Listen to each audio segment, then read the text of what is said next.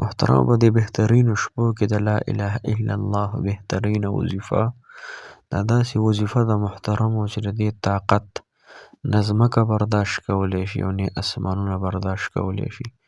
دا کلمه دومره وزنداره ده محترمو چې د دې تمامې دنیا او د ځمکو اسمانونو نه دا ډیره زیاته وزنداره ده. یو څیز چې دومره وزندار وي محترمو یعنی کلمه طیبه نو دې طاقت به هم انشاءالله ډیر زیات وي. د دې طاقت اندازه ما او تاسو نشو لګولی. د دې طاقت اندازه صرف الله جل شانه لګولی شي. نو دا طاقتوره وظیفه په دې روژې مبارکه کې کول ډیر زیات بهتر دي. ستاسو په دې سره الله تعالی انشاءالله ډیر زیاته مرسته وکړي. د دې په وجه به الله جل شانه او د الله فرشتې محترمو دا کلمه په لاس کې نیولې وي او ستاسو دپاره به انشاءالله اجر او ثواب هم لیکي. نو راځئ دا بهترینه وظیفه راته نن ښیمه. هسې هم د انسان روژه وي بل څه کار روزګار پکې نه وي خوراک څښاک پکې نه وي نو چې کم از کم مو تاسو د دې وظیفه خو خامخا په دې روژه کې وکړو انشاءالله دې سره به الله تعالی زما او ستاسو د دنیا هم مسلې ختمې کړي او د آخرت ټولې مسلې به الله جل شانه په بهترینې طریقې بهترین انداز سره ختم کړي. یو خو راته د دې وظیفې یو بهترینه اجازه در کومه یعنی یو بیماري ده چې په هغه بیمارۍ دپاره دا وظیفه صرف 100 وارې ووې یا 14 وارې ووې او هغه پې دم کې نو دغه بیماري به الله تعالی فورا ختمه کړي. نو ماته یو کس د دې اجازت راکړی دی هغه به خپله هم یو بهترین خاندان سره تعلق ساتي. نو تاسو ته هم د دې اجازت در کومه کله چې هم په ماشوم باندې نارینه باندې یا زنانه باندې اټکي ولګي. اټکي به تاسو پیژنئ هغه اټکي معدې د وجې نه راځي بعضې خلکو باندې ډېر زیات شي د هغې دپاره هم دا بهترینه ده او وظیفه یې هم درته ښیمه چې کومو حاجیانو دپاره دا کیدی شي او څه طریقې سره به تاسو دا وظیفه کوئ دا هم درته انشاءالله ویمه. نو راځئ موږ سره اوسئ او دا ویډیو پوره په پوره وګورئ په دې باندې عمل وکئ په دې باندې یقین سره دا وکئ. ګوره ټول د عملونو دارومدار څه دی دا په عمل باندې انما الاعمال بالنیات یا انما الاعمال بالخواتیم یا خو د عملونو دارومدار په څه شي باندې دی په عمل باندې دی یا د عملونو دارومدار څه شي دی په خاتمه باندې یا په نیتونو باندې دی. نو چې زما ستا نیت هم صحیح وي او زما ستا عمل هم صحیح وي یقین هم د الله تعالی په ذات او د الله تعالی په صفاتو باندې وي نو دا وظیفه به ستا سره دوو مقصدونو دپاره ډېره زیاته تاسو ته فایده درکړي. السلام علیکم ورحمة الله وبرکاته.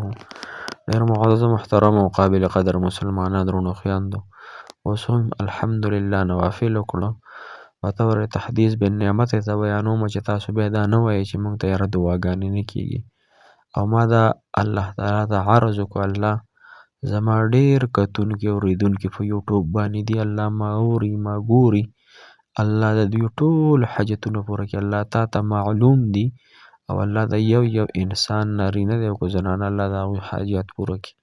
نو محترمو چا چې ما نه دعا ویلې دي او که چا نه دي ویلې ټولو دپاره ما دعا د خپل زړه نه وکړه په اخلاص مې درته وکړه او ډېر په محبت مې در سره وکړه الله تعالی به ضرور قبلوي انشاءالله.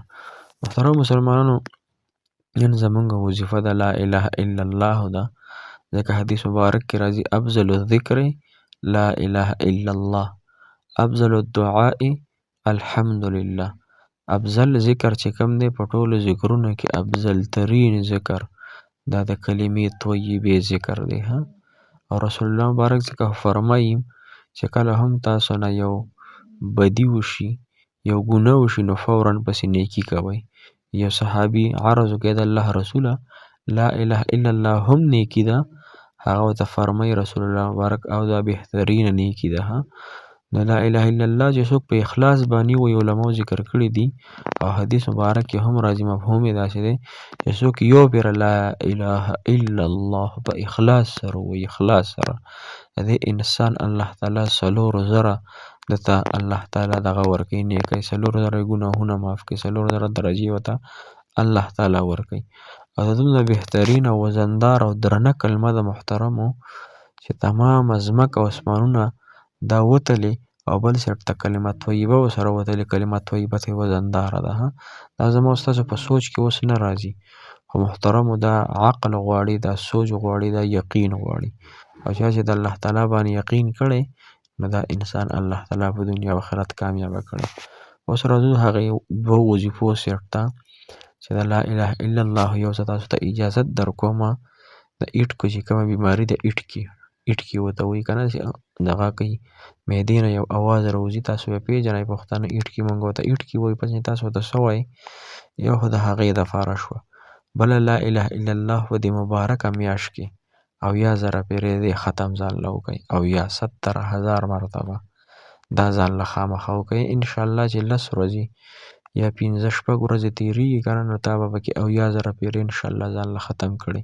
که ته ځان له نه کې پروا دې نشته، صحیح شوه، مې کوه. خپل مور له وکړه چې وفات شوې ده، خپل پلار دې وفات شوی غلی وکړه. خپل ځان خو د ټولو هر څه نه خوږ دی. نو دا علماو ذکر کړي چې کوم انسان 80,000 پیرې د لا اله الا الله وظیفه وکړي نو محترمو د به الله تعالی مغفرت نصیب کړي، د به الله تعالی د جنت ته دا داخلي انشاءالله. در ځان دپاره یو سرمایه وګرځوئ. سرمایه پېژنئ؟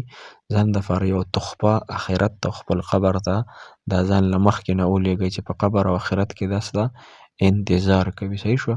کله چې انسان په یو لوی سفر باندې ځي که نه، سعودي عرب ته ځي یا بل ځای ته، ځان له دویانې هم والي، ځان له ریالونه هم مات کړي، ځان له نور هم کپړې وغیره څیزونه ځان سره واخلي، ځان سره توښه واخلي چې دا مې هلته په کار راشي. دغه رنګې ځان له دا توښه قبر او آخرت ته انشاءالله ولېږو 80,000 مرتبه چې هر څونه وخت کې وې، خو که دې روژه کې دې ختم وکړو د 80,000 مرتبو د لا اله الا الله، نو بیا به ډېر زیات بهتر وي، ځکه دا مبارکه میاشت ده. نو چې څومره ورځو کې ځان له ختمولی شي 80,000 پیرې لا اله الا الله، لا اله الا الله، لا اله الا الله. صحیح شوه. سلام پیره باندې محمد رسول الله ورسره وایه. که په سلمه نه په 200 پیرې یا 300 کله چې در یادېږي دا ورسره خامخا وایه. بل چا باندې چې رقیب ولګي، اکثر ماشومانو باندې لګي ایټکي که نه، نو هغې دپاره کو 100 وارې وې او کو 21 وارې وې او کو 14 وارې وې، چې څومره په ستا یقین سره وي په دې باندې اوبه دموه او هغه مریض ته به یې وایه دا په 3 ساګانو باندې وڅښه، لږې لږې، 3 ساګانو لږ لږ ګوټونو سره وڅښه. انشاءالله د هغه دا بیماري دا ایټکي دا اکثر د بعضو خلکو ولګي، ډېر تکلیف یې ورته، نو دې تاسو ته اجازت دی انشاءالله په دې ځان له اوبه دموئ او دا څښئ. موږ ته هم ډېره ډېره دعاګانې کوئ. موږ تاسو ته بې عرض او بې لالچه ډېره دعا کوو او بې ستاسو د وینا نه ته دعا کوو. نو ما ته هم دعا کوئ، په خپلو دعاګانو کې مې یاد ساتئ. الله تعالی مو خوشحاله او باد ساته. الله تعالی مو